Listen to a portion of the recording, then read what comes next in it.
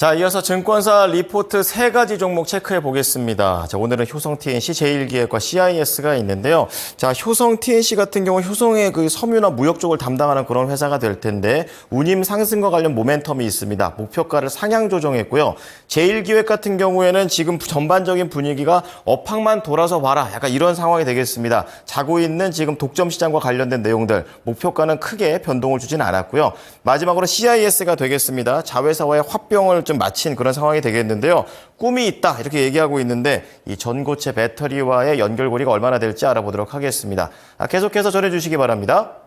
네, 증권가의 시각도 개장 전에 함께 열어보도록 하겠습니다. 오늘도 세 가지 종목들 준비되어 있고요. 말씀 주신 대로 효성 TNC부터 함께 확인해 보시죠.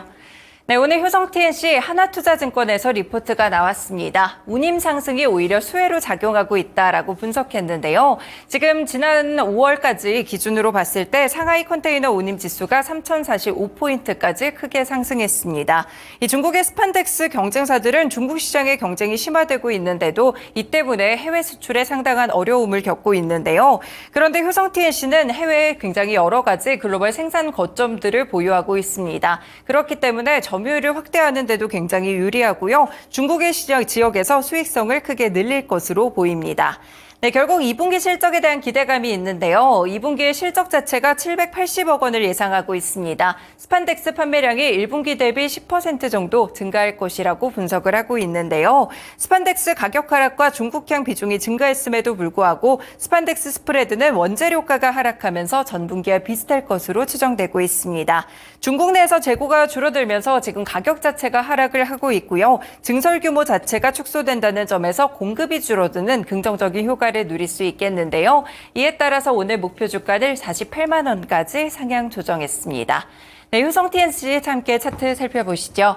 네, 스판덱스 기업 화학 쪽이 워낙 부진했기 때문에 사실상 3월까지 계속해서 저점을 낮추는 모습으로 차트가 진행됐습니다. 하지만 3월부터 확실한 턴어라운드를 기록하게 되면서 5월까지 주가가 고공행진하는 흐름을 기록했는데요. 6월 들어서 살짝 조정 구간에 좀 들어가고 있기는 하지만 여전히 관련돼서 목표가 상향 리포트도 나오고 있다는 점 주목해 보시면서 효성 TNC 함께 체크해드렸습니다.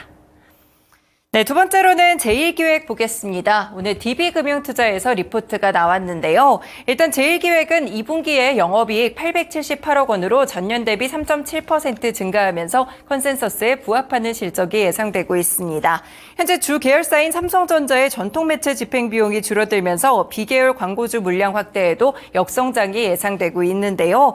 유럽은 올림픽과 관련된 광고가 약간씩 반영되고 있고 미주는 고성장을 지속하고 있습니다. 국내나 해외에서 도 역시나 긍정적인 점, 부정적인 점 혼재된 포인트가 존재하기 때문에 컨센서스에 부합하는 그런 실적 자체가 예상되고 있는데요.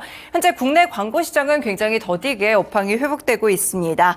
일단 삼성전자 물량이 지난해 하반기부터 크게 확대되지 않고 있는 상황인데요. 캡티브가 바로 삼성전자이기 때문에 여기에 영향을 상당히 많이 받고 있는 제일기획입니다. 일단 판관비 효율화를 통해서 이익 방어 전략에 집중할 것으로 보이는데요. 실제로 인건비에 대한 증가폭도 줄어들고 있고 해외는 중국이나 미주 중심 탑라인 성장이 지속될 것이라고 평가했습니다. 이에 따라서 제일기획 목표 주가는 26,000원을 유지했습니다. 네, 제일기획 차트 함께 살펴보실 텐데요. 네, 보시면 약간씩 이 조정받은 국면 속에서 지난 12월부터 지금까지 주가가 횡보하는 흐름들을 거쳐왔습니다. 현재 구간에서도 큰 반등 없이 조정과 상승을 거쳐오는 그런 밴드 안에서의 움직임을 기록했었는데요. 일단은 삼성전자 물량이 어떻게 되는지가 또 제일기획 실적에 상당히 중요하니까요. 이와 관련된 부분도 체크해 보시면 될 것 같습니다. 네, 마지막 종목으로 넘어가 보겠습니다. 바로 CIS고요. 오늘 삼성증권에서 리포트가 나왔습니다. 네, 일단 CIS는 진입 장벽이 굉장히 높은 코터나 프레스 장비를 제조하는 회사라고 볼 수가 있겠는데요. 지금 배터리 성능의 90%를 결정하게 되는 게 바로 이 장비라고 볼 수 있겠습니다. 글로벌 고객사양 대규모 수주 납품 경험을 갖고 있고요. 현재 국내 고객사로는 LG에너지솔루션과 삼성 SDI를 갖고 있습니다. 그런데 이제 일본 배터리 업체라든지 앞으로는 유럽 배터리 업체까지 고객사도 상당히 다변화될 것이라고 평가했는데요. 이 전국 공정에서 미싱을 제외하고 코팅이나 프레싱, 슬리팅까지 턴키 수주가 가능하기 때문에 글로벌 신규 고객사를 확보할 수 있는 이점이 존재하고 있습니다. 그리고 신규 장비로는 하이브리드 코터도 개발하면서 신규 수주 가능성도 높아졌고요. 그리고 자회사 합병 이후에는 지금 전고체 소재까지 양산 대응도 본격화되고 있습니다. 그렇기 때문에 이에 대해서 주가 프리미엄을 받을 가능성까지 함께 짚었습니다. 다만 목표 주가는 따로 제시하지 않았는데요. CIS 함께 차트 보겠습니다.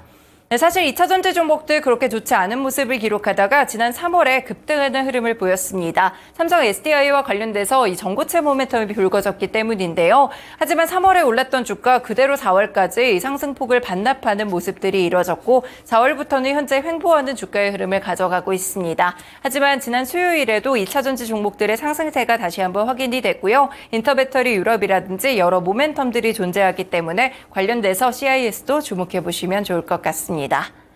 네, 이렇게 세 가지 종목들 리포트들 함께 전해드렸습니다. 모닝 리포트였습니다.